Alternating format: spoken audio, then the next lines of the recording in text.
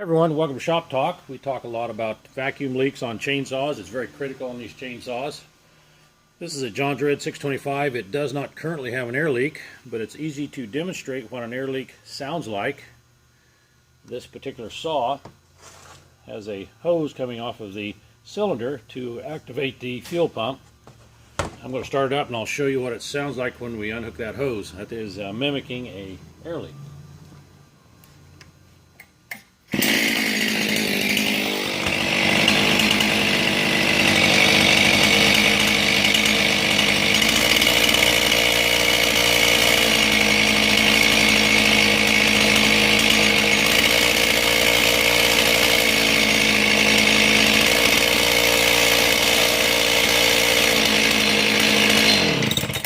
See how that sounds different, how it changes, how the RPMs pick up and the chain starts turning.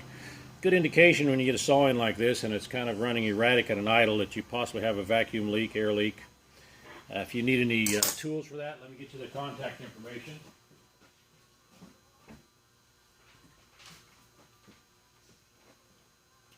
I do sell the pressure vacuum gauges. If you have any questions, there's how you contact the chainsaw guy.